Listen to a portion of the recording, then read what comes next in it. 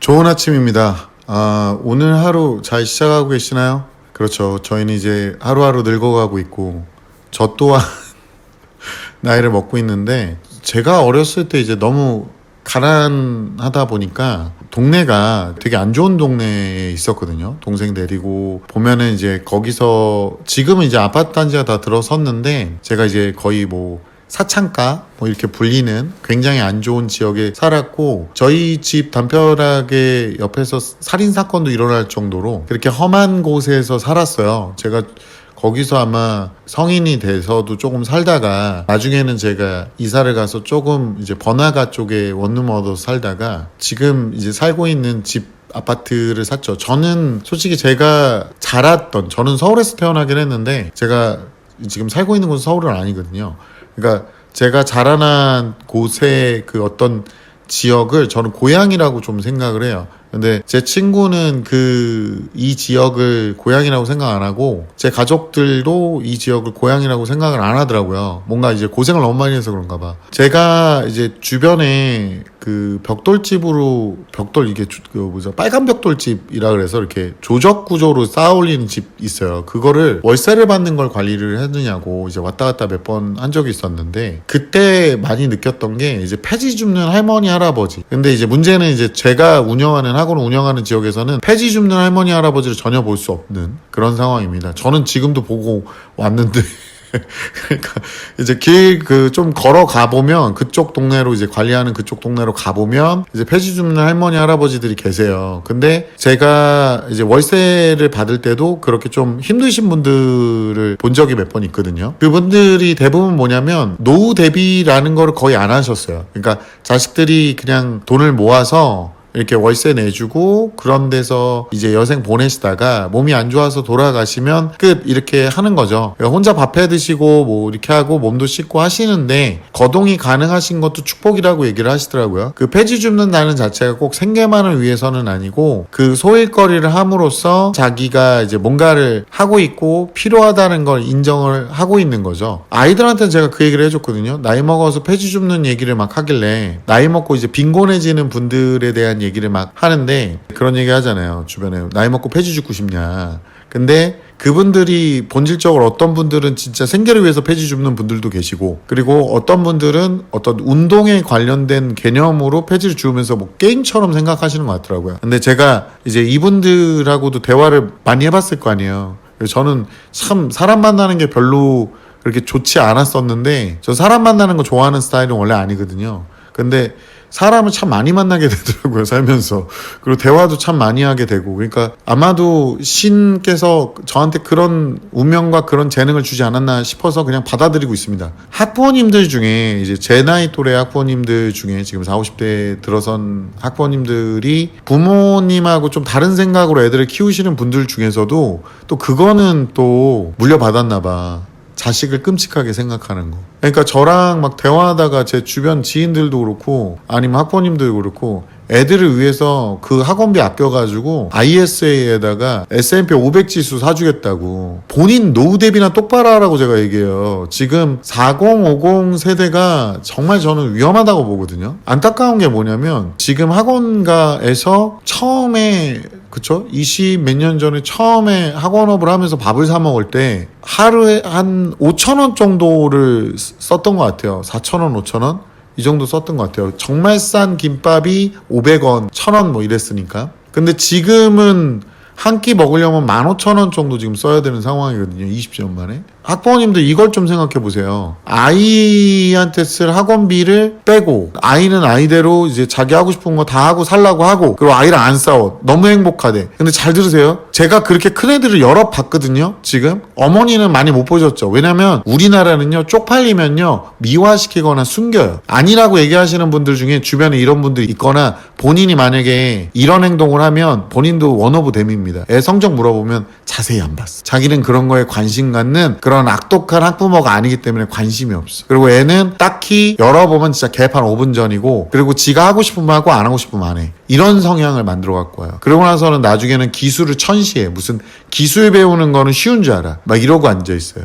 제 주변에 너무 많거든요. 그리고 걔네들한테요 뭘 물려주든 걔네들은요 무슨 짓거리를 하냐면 제대로 공부 안 하고 경제 상식이 없는 상태에서 다 꼬라박아. 아주 그냥 이쁘게. 그냥 제가 주변에 봤던 케이스는 그래요. 섣부른 일반화에 오르겠죠. 근데 여러분이 말하는 것보다는 그 일반화하려는 표본이 굉장히 많은 거예요. 그 한번 좀 생각을 해보셨으면 좋겠고요. 본인이 할 수 있는 일이 없다는 게 얼마나 처참하고 얼마나 비참하고 얼마나 인생을 끌고 가는지에 대한 얘기를 해주고 싶은 거예요. 본인이 할 게 없다라는 거. 그러니까 예를 들어서 이런 거 있잖아요. 학부모님들이 중학교, 특히나 어머님들이 중학교 애들 키우고 고등학생 정도 됐을 때 할 게 별로 없어. 그럼 본인의 경력 단절된 거를 살리려고 봤더니 너무 오래됐거나 더 이상 살릴 수 없는 상태가 돼요. 분명히 연봉도 낮추고 눈높이도 낮추는데도 불구하고 나를 써주려는 데가 없는 경우가 꽤 많고 남자분들도 그런 경우 있어요. 뭐 어떻게 하다가 주식이나 비트코인 잘 돼서 쉬었다가 다시 일자리로 돌아가려고 봤는데 아니면 젊었을 때 대기업에서 이제 좀 있다가 대기업에서 그만두고 뭐 그지 같아서 내가 못 참겠어서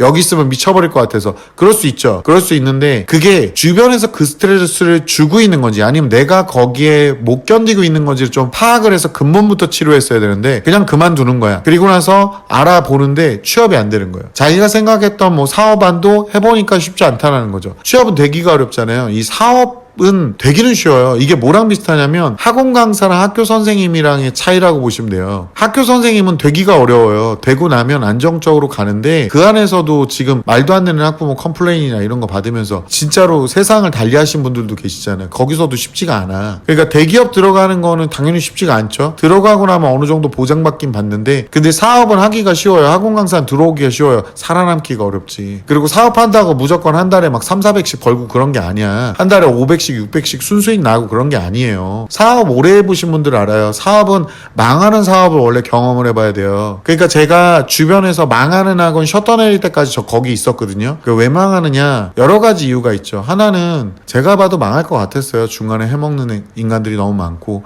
지사가 너무 많고 그래서 저희 학원도 지사가 그렇게 많았는데 제가 다 정리를 해버렸습니다. 그러니까 그게 되게 간결한 거죠. 두 번째가 뭐냐면 주변이 안 도와줘. 내가 봤을 때는 수학학원 선생님 새로 들어왔는데 상태가 좀 안 좋으셨나 봐요. 근무한 지 일주일 만에 혼자 옥상키 받아서 올라가서 안 좋은 행동을 하셨어요. 저는 그걸 실제로 목격을 해버렸고 개인적으로 그걸 보면서 여기는 접어야 되겠구나 그 생각을 했는데 다행히도 원장님이 접으시더라고. 원장님도 몸도 안 좋고 막 암 수술도 하시고 그래가지고 원장님이 당연히 접을 거라고 생각을 했습니다. 접는 그날까지 있었는데 잘한 것 같아요. 다들 그렇게 있었어요. 선생님들. 그러면서 망할 때는 이런 두 가지 직원을 개그지같이 부려서 그리고 오너가 방망경영해서 망하거나 아니면 상황이 더럽게 안 도와줘서도 망할 수 있구나라는 걸 눈으로 똑똑히 봤습니다. 그럼 상황이 안 좋을 때 견딜 수 있는 건 무엇이냐라고 했을 때는 오너의 멘탈도 중요하고요. 그럼에도 불구하고 운영할 수 있는 인사관리 이게 굉장히 중요하다고 보고 저도 이제 그런 경험을 토대로 학원을 운영하고 있고요. 그래서 인사관리 하기 귀찮아서 최소 인원으로 운영하고 있습니다. 그리고 돈이 모이면 쌓아놓죠. 그러니까 지금 이 얘기를 드리는 거예요. 돈이 모으면 쌓아놔야죠. 애한테 애 하고 싶은 거 해주느냐고 돈 써버리면서 애는 욕망을 참지 못하는 욕망 덩어리를 만들어 놓고 물론 저번 영상에서 얘기했던 그 꼬맹이 욕망 덩어리 말고요. 그거는 안 해주잖아. 그냥 걔가 욕망이 많은데 그 욕망이 많은 것만 얘기했잖아요. 근데 제가 말하는 욕망 덩어리는 못 참아. 그래서 엄마 또 그걸 다 맞춰줘. 우리 애가 원하는데 해줘야죠. 그것도 못 해주면 부모가 아니죠. 그렇게 해주는 게 부모가 아닙니다. 아닙니다. 못 해주는 부모가 오히려 애한테 결핍이라는 어마어마한 재산을 물려줘요. 애정 결핍, 애정은요 물건을 사준다고 생기는 게 아닙니다. 한 번이라도 더 안아주고 구체적으로 칭찬해 주는 거지. 그렇게 무턱대고 우리 애 최고, 우리 아들 최고, 우리 딸 최고. 뭐가 최고인데? 도대체 뭐가 최고예요? 어머니 뭐가 최고인데? 한숨 쉬시는 그 내용은 뭔데 그러면? 그러니까 그런 거랑 똑같은 거다. 이렇게 보시면 됩니다. 그래서 제가 개인적으로 느끼는 게 노후 대비를 너무 안 하세요. 미국도 지금 중산층이라고 하는데 미국 중산층이 연봉이 한 1억 돼야 중산층이에요. 미국에 그 401k라는 연금이 있어요. 그 연금이 중산층들이 지금 거의 한 60% 정도 나머지 40% 상위 중산층은 그거를 노후 대비에 가장 중요한 걸로 보고 있어서 안 깨고 있거든요. 그걸 깨면 보통 10%의 페널티를 받고 거기다가 소득세까지 내야 되는데 그걸 깰 정도로 지금 힘든 거야. 이 미국도. 하물며 미국도 이렇게 힘들어지고 있는데 우리나라라고 안 힘들까? 근데 우리나라의 잘못된 교육관이 애들을 혼내면 안 돼. 애들은 힘들게 하면 안 돼. 어려서 트라우마 생겨. 한 10살 때까지 어렸을 때 기억이 별로 없거든요. 근데 그놈의 트라우마는 어떻게 생기는지 모르겠는데 좀 이해가 안 가는 경우가 굉장히 많아요. 그렇게 어머님, 아버님들 중에 일부가 그렇게 좋아하는 트라우마는 용어 올 때마다 제가 트라우마가 생깁니다. 아주 넌덜머리가 나요. 그러니까 노후의 대비를 어떻게 할지 저는 잘 모르겠는데 그런 주식 사주겠다, 뭐 해주겠다 하시는 부모님들 그렇게 해가지고 애가 그걸 관리가 되냐고. 애들 그거 관리 못한다고 본인은 금융지식이 뭐 빠삭해? 그런 거 아니잖아. 그거 알죠? 우리 자동차세 연납하는 거. 자동차세 왜 연납해요? 이게 저축해놓은 사람들은 자동차세를 빠르게 연납하거든요. 왜냐면은 연납하면 10%를 깎아줘. 어디 가면 이자 10% 줘요? 야, 이거 좋죠. 근데 그런 계산이 안 뜨는 거야. 왜? 연납할 돈이 없어. 그러니까 공부를 시켜놔야 돈을 관리하는 걸 알 거고 제대로 계산을 해봐야 사업을 해서 뭐라도 할 거고 꾸준함을 가르쳐 놔야 아니 나가서 일이라도 시킬 거 아니에요? 어떤 어머님은 저한테 와서 저번에 한번 혼났는데 그 와가지고 애를 도배장판을 시켜봤대. 그러니까 애는 도배장판 가서 하라 그러면 그냥 멀쩡하게 서 있는 거예요. 난 이거 할 사람이 아니라는 걸 알거든. 걔는 그거 할 사람이 아니에요. 그것도 못하는 사람이지 그냥. 보면은 지금 부모 백 믿고 깝치는 새끼들 겁나 많더라고 주변에 보면. 학부모님들이 분명히 알고 계셔야 될 게 본인 노후도 내가 보기에는 지금 위태위태해요. 지금 집 가진 사람들 그렇게 갔다가 집 오래 뭐 서울에 있는 집 오래 갖고 있는 사람들 지금 어떻게 됐어? 큰일 났어. 그리고 지방에 계시는 분들 지금 의료를 어떻게 지방에 있는 사람은 지방에 있는 병원 가야 될 수도 있어요 지금. 제가 지금 그 얘기 듣고 저도 좀 어이가 없어가지고 이거는 좀 오바 아닌가 좀 싶은데 뭐 그냥 지역 의사제 하니까 뭐 보건이 이런 사람도 오겠죠. 맞나 보죠 그게. 그게 맞나 보죠. 저는 틀리다 말 안 했습니다. 저는 어이가 없을 뿐이지. 저는 어차피 여기는 병원이 많아요. 큰 병원이 많아서 저희 지역에는 제가 그것 때문에 여기 살고 있는 거니까. 규제 있을 때 왜 그런 거 있잖아요. 토지 거래 허가 저는 그것도 좀 이해가 안 가는데. 저 집 팔 건데요. 왜 파시는데요? 다른 집 살려고요. 어떤 집 살 건데요? 저 큰 집 살 건데요. 왜 40평대 사세요? 아니요, 제가 큰 집이 필요해서요. 그러니까 왜 세 식구인데 왜 큰 집이 필요해요? 이러고 있어요. 제가 이거 경험하면서 느끼는 게 우리나라는요 부자가 되면 아니면 돈을 많이 벌면 안 된다는 어떤 마인드를 갖고 계신가 봐요. 원래 부자가 되려고 다 노력하고 계시는 거 아니에요? 그리고 나이 먹고 안정적으로 국가에서 뭔가 지원해 줄 거라는 생각을 안 하시는 게 좋습니다. 가장 무서운 건요, 노후에 주변에 있는 할머니 할아버지들한테 가장 처참했던 건 뭐냐면 자식한테 미리 베풀고 본인 목 하나도 안 남아있는 그런 어른들. 아무 생각이 없는 거야. 어떻게 될지 아무도 모른다니까요. SY님께서 강북 살다 강남 이사 왔는데요. 서울 안에도 격차 무지 큽니다. 강북 상위권만 공부하고 나머지는 놀고 강남은 대부분 공부하고 요즘 수시제도로 강남 애들 성적과 공부량에 비해 아쉬운 결과물 얻긴 하지만 강북에 있을 때 설렁설렁해도 나왔던 성적보다 그래도 치열하게 공부라는 걸 해보는 경험 자체의 의미를 더 봅니다. 상위권 대학 3합 7을 맞추는 게 공부 잘하는 기본 값이던데 3년 내내 모의고사 국영수 3합 6을 넘긴 적이 없는데 내신으로는 인서울이 불가능한 점수에 괴리감이 무척 크고 수시 6장을 아예 다 버려야 한다는 고충이 있습니다.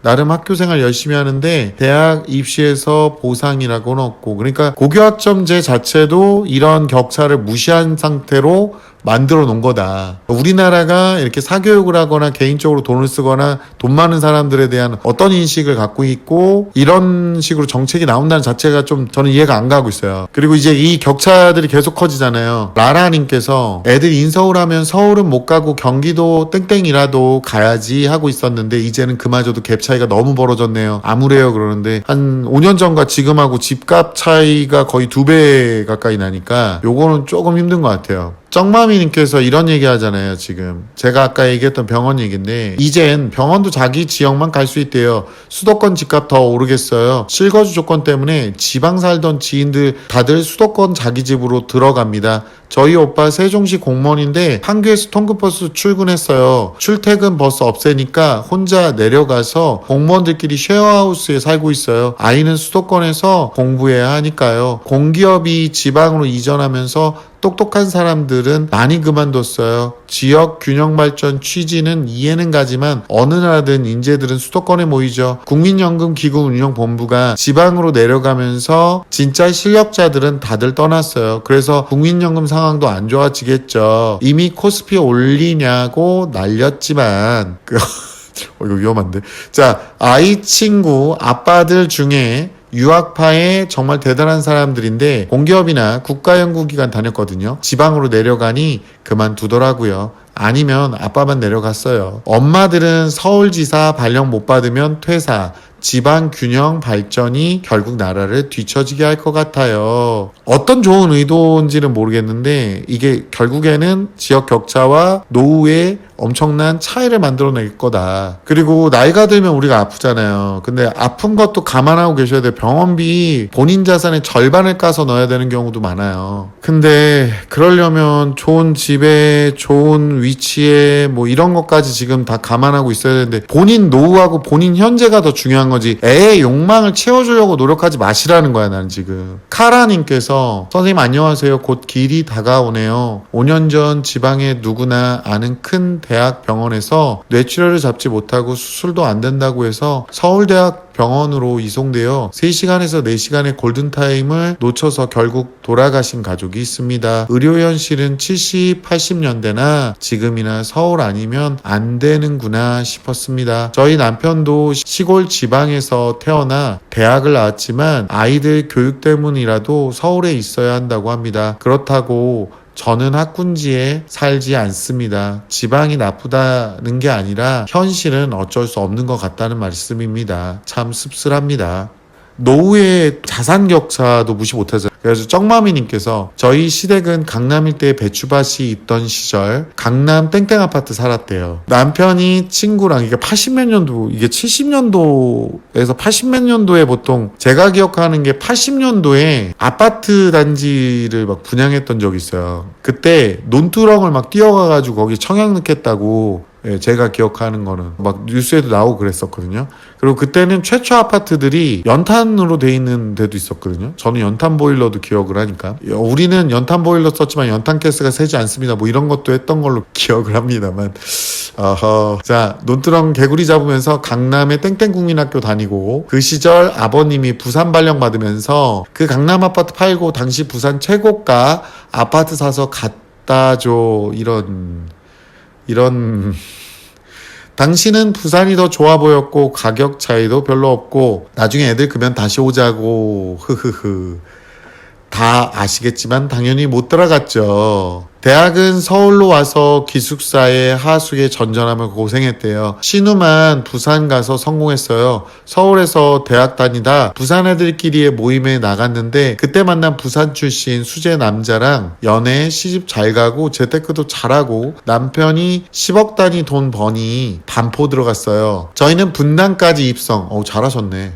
이게 어려워요. 여기까지 올라가는 게. 아주머니 마포까지 입성. 여우. 공부를 열심히 하고 돈도 열심히 벌고 남매들이 박근혜 시절 대통령 믿고 빚내서 집 샀더니 이때 진짜 빚내서 집 사라 그랬어요. 사람들이 미쳤냐 그랬어. 하우스푸어 이전에 하우스푸어가 있었고 그러고 나서 한 8년인가 7년은 그냥 옆으로 횡보했거든요. 집값이 폭락한 다음에 빚내서 집 사라 두 채 사라 막 이랬을 때야. 그랬더니 서울 수도권은 들어왔네요. 서울이나 수도권은 떠나는 게 아니죠. 대를 이어 살아야죠. 남편 동기며 동료 중에 지방 부호 있는데 강남이 막 개발되던 70년대에 지방에서 번 돈으로 강남 땅을 샀대요. 경기고가 옮겨오는 거 보면서 좋아질 거라고 믿으셨대요. 당연 대단한 부자 되었죠. 근데 좋은 일도 많이 하고 세금도 많이 내고 모범적으로 사는 집안이래요. 그러니까 이런 거요. 제가 이제 말씀드리고 싶은 게 뭐냐면 우리 노후를 예측을 할 수가 없어요. 그래가지고 보통은 가장 큰 룰은 뭐냐면 뭐 경기도권에 살아라. 정약용 선생님께서는 그런 얘기 했어요. 서울 4대문을 벗어나지 마라. 진짜로. 그러니까 이제 좀 더 넓게 보고 경기도권을 벗어나지 마라 뭐 이런 농담을 하잖아요. 근데 그걸 떠나서 이런 말을 듣고 본인만의 해석을 할 수 있는 건 결국에는 학습을 하고 미리미리 준비하고 하는 거지, 부모가 물려준 자산만으로는 힘들다고. 요즘에는 투자라는 어떤 매력적인 도박판이 있기 때문에 여러분 자녀들이 그 투자라는 도박판 안에서 어떤 미친 짓을 할지 아무도 몰라요. 이게 되게 안타까운 거야. 그래서 본인 노후를 더 꾸준하게, 본인 현재를 더 꾸준하게 준비를 하고, 애들이 욕망이나 애들이 하고 싶은 거를 계속 해준다고 그 욕망이나 그런 게 해소되지 않아요, 학부모님들. 본인 노후만 더 불안해지고 기회비용만 날리는 거야. 어떤 분은 애들 뛰어노게 한다고 저기 시골로 돌아갔다는데, 저는 그런 분들도 안타깝겠지만 나중에 이제 제 지인 중에서도 어떻게 하면 도시로 올 수 있냐 뭐 이러고 앉아있는데 불가능해요, 그게. 그러니까 제가 말씀드리는 건 그거예요. 아이들한테 물려줘야 될 거는 미리 주식을 사서 돈을 물려주는 게 중요한 게 아니에요. 세상을 바라볼 때 필요한 지식과 습관을 물려주셔야 되는 거야. 그리고 지금 채워줘야 될 거는 아이들의 욕망을 채워줘야 되는 게 아니에요. 그거는 욕망을 채워주면 채워줄수록 그 그릇이 늘어나서 더 욕망이 더 커져. 여러분이 채워야 될 거는 여러분의 연금 계좌라고요. 본인 노후 대비나 제대로 하세요. 애들 주식 사가지고 무슨 쟁여준다는 그런 이상한 소리 하지 말고. 네, 보다 보면은 본인들이 그 노후에 그 안 좋은 그 말로들을 못 봐서 그래. 그 할머니들하고 내가 대화하다 얼마나 깜짝 놀랐는데, 할머니 할아버지들하고 대화하다 얼마나 깜짝 놀랐는데, 내가 본인 연금 계좌부터 채우세요. 애 욕망부터 채워주지 말고. 말하면 뭐해, 어차피 듣지도 않는 걸. When I'm with you, time stands still. Every moment feels like a thrill. In your arms, I find my place. When I'm with you, time stands still. Every moment feels like a thrill. In your arms, I find my place. Together forever until the dawn.